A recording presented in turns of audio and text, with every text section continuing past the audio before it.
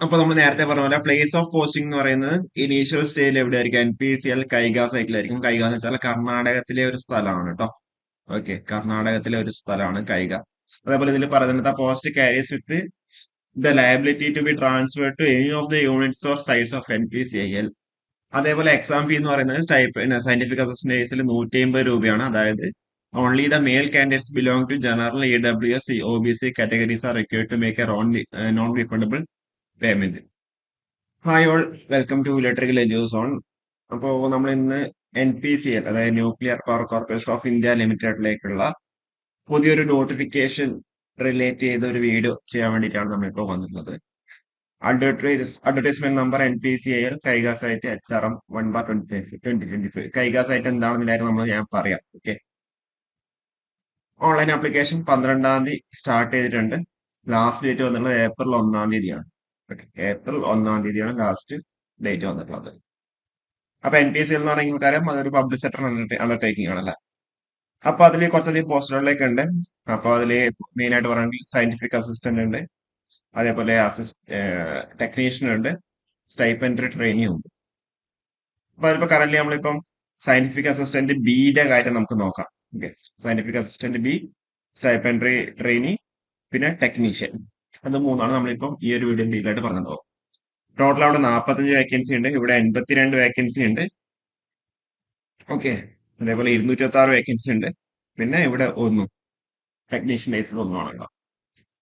അപ്പൊ ഇതിലിപ്പം scientific assistant കേസിൽ പറയുമ്പോൾ എല്ലാ സോണിലേക്കും ഉണ്ട്. നമുക്കിപ്പോ ഇലക്ട്രിക്കലിന്റെ കേസിൽ പറയുകയാണെന്നുണ്ടെങ്കിൽ 7 വേക്കൻസിയാണ് ഉള്ളത്. ഓക്കെ, ബാക്കി ഇലക്ട്രോണിക്സ് 9, സിവില് 19, കമ്പ്യൂട്ടർ സയൻസ് 1 എന്ന രീതിയിലാണ് വന്നിട്ടുണ്ട്. മെക്കാനിക്കല് 15. ടോട്ടൽ 45 വേക്കൻസിയാണ് ഉള്ളത്. അതേപോലെ ഇപ്പം സ്റ്റൈപ്പൻഡറി ട്രെയിൻ ആണെന്നുണ്ടെങ്കിൽ അവിടെ എന്ത് ചെയ്യാം? ഇലക്ട്രിക്കൽ, ഇലക്ട്രോണിക്സ്, ഇൻസ്ട്രുമെന്റേഷൻ, മെക്കാനിക്കൽ ഉണ്ട്. ഇലക്ട്രിക്കലിന് 24 വേക്കൻസി എന്ത് ചെയ്യാം? അവിടെ റിപ്പോർട്ട് ചെയ്തിട്ടുണ്ട്. അതേപോലെ ഇനിയിപ്പം സ്റ്റൈപ്പൻഡറി ട്രെയിൻ ടെക്നീഷ്യൻ ആണെന്നുണ്ടെങ്കിലോ അവിടെ electrician 31 vacancy, operator 88, fitter 55, electronics mechanics 17, instrument mechanic 24, ബ്രോഡ്സ്മാൻ 1. Total 226. അതാണ് നമ്മളുടെ മെയിൻ ആയിട്ട് പറയാനുള്ള അഡ്വർടൈസ്മെന്റ്സ്, സോറി നോട്ടിഫിക്കേഷന്റെ പോസ്റ്റുകൾ. അപ്പൊ ഇതിന്റെ ക്വാളിഫിക്കേഷനിലേക്ക് വരുവാണെന്നുണ്ടെങ്കിൽ, ഓക്കെ, ക്വാളിഫിക്കേഷനിലേക്ക് നമുക്ക് വരാം. സയന്റിഫിക് അസിസ്റ്റന്റിന്റെ കേസിലാണെങ്കിൽ ഇത് ഡിപ്ലോമ ഇൻ എഞ്ചിനീയറിംഗ് 3 ഇയേഴ്സ് ഡ്യൂറേഷനുള്ള ഡിപ്ലോമ ആണെന്നാണ് പറയുന്നത്. സ്വതേമുള്ള സയന്റിഫിക് അസിസ്റ്റന്റ് ഗ്രേഡ് A എന്നുള്ള രീതിയിലായിരിക്കും പറയുന്നുണ്ടാവും. അതെന്താ ബിടെക്കാർക്ക് അപ്ലൈ വേണ്ടി പറ്റുന്ന ഒരു പോസ്റ്റാണ്.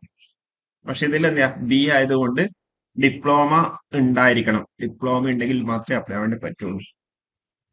ഓക്കെ, അതും with not less than 60% mark. Okay, നമ്മൾ നാളെ ഇനി ഒരു വീഡിയോ ചെയ്യുന്നുണ്ടാവും. അതിൽ എന്ത് ചെയ്യാം? ബിടെക്കാർക്ക് കൂടി അപ്ലൈ വേണ്ടി പറ്റുന്ന സയന്റിഫിക് അസിസ്റ്റന്റ് ഒരു വീഡിയോ ചെയ്യുന്നുണ്ടാവും. അപ്പൊ ഇതിലിപ്പം നോക്കുവാണെന്നുണ്ടെങ്കിൽ ഇലക്ട്രിക്കലിന്റെ കേസ് അവിടെ പറഞ്ഞു അല്ലെ, ഡിപ്ലോമ ക്വാളിഫിക്കേഷൻ ആണ്. ഇനിയിപ്പം സ്റ്റൈപ്പൻഡറി ട്രെയിൻ അല്ലെങ്കിൽ സയന്റിഫിക് അസിസ്റ്റന്റ് ആണെന്നുണ്ടെങ്കിൽ ഡിപ്ലോമ തന്നെയാണ് അവിടെ ക്വാളിഫിക്കേഷൻ വരുന്നത്. 60% മാർക്ക് അവിടെ കമ്പൽസറി ആണ്. അത് ലാറ്റർ എൻട്രി ഉള്ളവർക്കൊന്നും അവിടെ അപ്ലൈ ചെയ്യാൻ വേണ്ടി പറ്റുന്നുണ്ടാവും.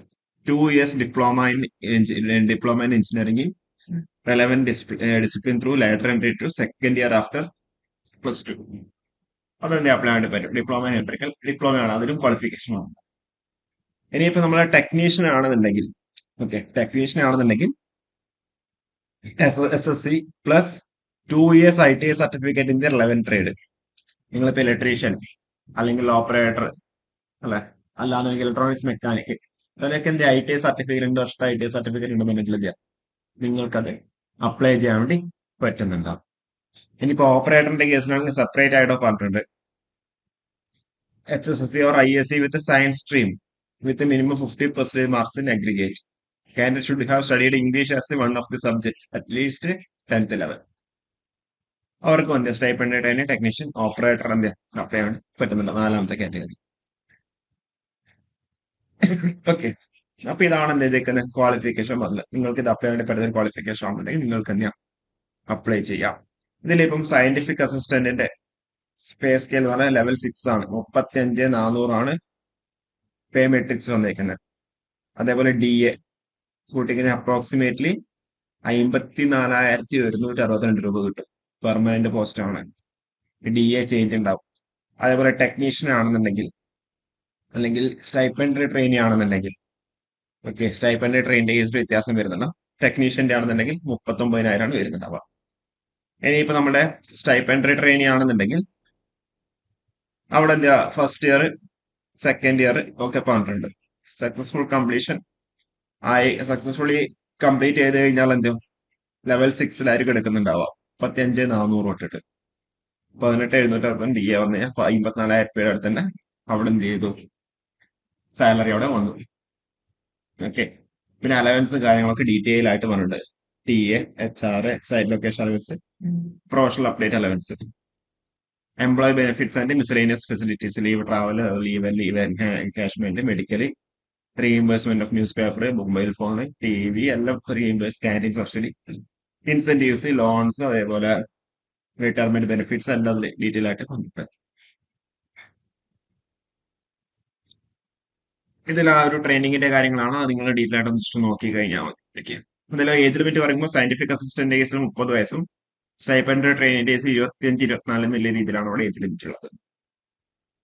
അതേപോലെ കറസ്പോണ്ടിങ് OBC, SC, ST കാൻഡിഡേറ്റ്സിന്റെ കേസിൽ എന്താ 3, 5, 10, അത് PWD ആണ് 10 വർഷത്തെ ഏജ് റിലാക്സേഷൻ കൊടുത്തിരിക്കുന്നത്. ഏജ് റിലാക്സേഷൻ കാര്യം ഇനിയിപ്പോ പ്ലേസ് ഓഫ് പോസ്റ്റിംഗ്, പലരും നിങ്ങൾ ചിന്തിക്കേണ്ട ഒരു കാര്യം എന്ന് വെച്ചാൽ നിങ്ങൾക്ക് ഒരു ജോലിയാണ് ഇമ്പോർട്ടന്റ് അല്ലെ. കേരളത്തിൽ തന്നെ ജോലി വേണമെന്നുള്ളവരുണ്ടാവാം. അപ്പൊ കേരളത്തിൽ തന്നെ ജോലി വേണമെന്നുള്ളവര് ഈ ഒരു വീഡിയോ കണ്ട ആവശ്യമില്ല. കേരളത്തിന് പുറത്ത് ജോലിയായിരിക്കും. അതായത് NPCL കൈഗ സൈറ്റിലേക്കാണെന്നാ പറഞ്ഞിരുന്നത്. കൈഗ എന്ന് വെച്ച് കഴിഞ്ഞാൽ കർണാടകയിലാണ്. കേരളത്തിന്റെ തൊട്ടടുത്ത് തന്നെയാണ് കർണാടക അല്ലെ. കൈഗ സൈറ്റിലേക്കാണ് ഈ ഒരു പോസ്റ്റുകൾ ഇപ്പം നോട്ടിഫിക്കേഷൻ ഇറക്കിയിട്ടുള്ളത്. അതേപോലെ to be transferred to any of the units of size of the NPC. Initial സ്റ്റേറ്റിൽ എന്താ ഇനീഷ്യൽ സ്റ്റേജിൽ കൈകയിലായിരിക്കും നിങ്ങൾക്ക് എന്ത് ചെയ്യാം പോസ്റ്റിംഗ് ഉണ്ടാവുക. പിന്നെ എന്ത് ചെയ്യും, ഇത് നിങ്ങൾക്ക് അവിടെ ജനറൽ ട്രാൻസ്ഫറിനൊക്കെ എന്ത് അപ്ലിക്കബിൾ ആണ്. ഓക്കെ, അതുകൊണ്ട് അപ്ലൈ ചെയ്യാൻ ഇൻട്രസ്റ്റ് ഉള്ളവർക്ക് ഒന്ന് അപ്ലൈ ചെയ്യാൻ നല്ലൊരു പോസ്റ്റിംഗ് ആണ്. ഇനിയിപ്പോ സയന്റിഫിക് അസിസ്റ്റന്റ് വെച്ചാൽ ഓൺലൈൻ എക്സാമിനേഷൻ, പേഴ്സണൽ ഇന്റർവ്യൂ ആണ് അതിന് ക്വാളിഫിക്കേഷൻ നെക്സ്റ്റ് സെലക്ഷൻ പ്രൊസീജിയർ ആയിട്ട് വന്നിട്ടുള്ളത്.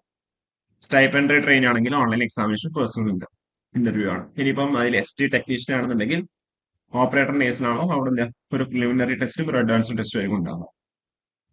ഓക്കെ, അതേപോലെ എക്സാമിന്റെ പാറ്റേൺ സ്റ്റൈപ്പൻഡറി ട്രെയിനി അതേപോലെ സയന്റിഫിക് അസിസ്റ്റന്റ് ഒക്കെ ആണെന്നുണ്ടെങ്കിൽ 50 MCQs ഉണ്ടാവും. 1.5 മണിക്കൂറായിരിക്കും duration. Questions pertaining to respective discipline. Electrical ആണെങ്കിൽ ഇലക്ട്രിക്കലിന്റെ റെസ്പെക്റ്റീവ് ഡിസിപ്ലിൻ 2 മാർക്കായിരിക്കും ഒരു ക്വസ്റ്റ്യൻ കറക്റ്റ് ആയിട്ട് കഴിഞ്ഞാൽ കിട്ടുന്നുണ്ടാവാം. 1/4 നെഗറ്റീവ് മാർക്കിംഗ് ഉണ്ടാവും. മാക്സിമം മാർക്ക് പറയുന്നത് 100 ആണ്. ഓക്കെ, 50 ക്വസ്റ്റ്യൻസ് ആണ് ഉള്ളത്. അപ്പോൾ എന്ത് 50 ഉണ്ട് 100 മാർക്ക്. 1/4 അവിടെ നെഗറ്റീവ് ആയിട്ട് പോകും. അതേപോലെ മിനിമം എന്താ 40%, 30% മാർക്ക് വേണം. പേഴ്സണൽ ഇന്റർവ്യൂ എന്ന് പറയുന്നത് 100 മാർക്കാണ്. ലാംഗ്വേജ് എന്തായിരിക്കും, ഹിന്ദിയോ ഇംഗ്ലീഷ് ഏത് വേണമെങ്കിൽ ചൂസ് ചെയ്യാം. ഇംഗ്ലീഷ് ആയിരിക്കും കുറച്ചുകൂടി ബെറ്റർ ആയിട്ടുണ്ടാവും അല്ലെ. The final selection will be the overall പെർഫോമൻസിന്റെ online examination and personal interview 50:50. Okay, അതേപോലെ ടൈ ബ്രേക്കിങ്ങിന്റെ കാര്യങ്ങളൊക്കെയാണ് ജസ്റ്റ് നോക്കുക. അതേപോലെ സ്റ്റൈപ്പൻഡറി ട്രെയിനിങ് അതുപോലെ ടെക്നീഷ്യന്റെ കേസിലാണെന്നുണ്ടെങ്കിൽ ഇതാണ് അവിടെ എക്സാം പാറ്റേൺ ആയിട്ട് എടുക്കുന്നുണ്ടാവാം. ഓൺലൈൻ എക്സാമിനേഷൻ, പ്രിലിമിനറി ടെസ്റ്റും സെക്കൻഡ് അഡ്വാൻസ്ഡ് ടെസ്റ്റും. ഓക്കെ, ജസ്റ്റ് നോക്കുക. അതിൽ കേസിലും ടൈം ബ്രേക്കും കാര്യങ്ങളൊക്കെ ഉണ്ട്. ഇതിൽ ഡീറ്റെയിൽ ആയിട്ട് എന്താ അവരവിടെ എക്സാമിന്റെ പ്രൊസീജിയറും അല്ല അവരോട് ഡീറ്റെയിൽ ആയിട്ട് പറഞ്ഞിട്ടുണ്ട്. ഓക്കെ, അപ്പൊ നമ്മൾ നേരത്തെ പറഞ്ഞ പോലെ April 1 ലാസ്റ്റ് ഡേറ്റ് ഉള്ളത്. ഓക്കെ, സ്റ്റൈപ്പൻഡറി ട്രെയിനിങ് ടെസ്റ്റിന്റെ കേസിൽ എന്താ അവിടെ ഒരു ഹൈറ്റും വെയിറ്റിനും കാര്യമുണ്ട്, അത് ജസ്റ്റ് ഒന്ന് നോക്കാം. അതേപോലെ TA ഉണ്ട്. ടിയുടെ കാര്യങ്ങൾ ജസ്റ്റ് നോക്കിയാൽ മതി. ഓക്കെ, അതായത് only out station SC ST കാൻഡിഡേറ്റ്സിന്റെ കേസിൽ TA കാര്യങ്ങളുണ്ട്. ഓക്കെ, വെരിഫിക്കേഷന്റെ കാര്യങ്ങളൊക്കെയാണ് അതിൽ പറഞ്ഞിട്ടുള്ളത്. അതേപോലെ ആ ഒരു കൺവേർഷന്റെ എക്സ്പീരിയൻസ് സർട്ടിഫിക്കറ്റ് ഒക്കെ ഉണ്ടെന്നുണ്ടെങ്കിൽ അതിനെ ബേസ് ചെയ്തിട്ട്. ഓക്കെ, അപ്പോ April 1 ലാസ്റ്റ് ഡേറ്റ് ആയിട്ട് വന്നിട്ടുള്ളത്. അപ്പോ കൂടുതൽ അപ്ഡേറ്റ്സ് ഇത് ഞാൻ താഴെ ആണെങ്കിൽ ഡിസ്ക്രിപ്ഷൻ ബോക്സിൽ വെക്കാം. ഫീ വന്നേക്കുന്നത് സയന്റിഫിക് അസിസ്റ്റന്റ് സ്റ്റൈപ്പൻഡ് ട്രെയിനിക്ക് 150 അതേപോലെ ടെക്നീഷ്യൻ കേസിൽ 100 ആണ് അപ്ലിക്കേഷൻ ഫീ ആയിട്ട് വന്നത്.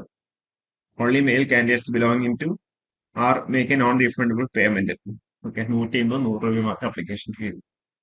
അപ്പൊ അപ്ലൈ ചെയ്യാൻ വേണ്ടി പറ്റുന്നവർക്കൊക്കെ എന്താ അപ്ലൈ ചെയ്യാൻ വേണ്ടി പറ്റും. ഓക്കെ, അതിന്റെ ആ ഒരു പ്രൊസീജിയറും കാര്യങ്ങളൊക്കെ അവിടെ ഉണ്ട്. 1-ാം തീയതിയാണ് ലാസ്റ്റ് ഡേറ്റ് വന്നിട്ടുള്ളത്. ഓക്കെ, അതിന് മുന്നേ തന്നെ എന്ത് ചെയ്യാം, അപ്ലൈ ചെയ്യാം. എനിവേ, കൂടുതൽ അപ്ഡേറ്റ്സ് ആയിട്ട് നമുക്ക് വീണ്ടും കാണാം. ഇതേപോലെ കൂടുതൽ വീഡിയോസ് ഉണ്ടെങ്കിൽ താഴെ ഒന്ന് കമന്റ് ചെയ്താൽ മതി. ഓക്കെ, കൂടുതൽ അപ്ഡേറ്റ്സ് ആയിട്ട് നമുക്ക് വീണ്ടും കാണാം. Okay, thank you.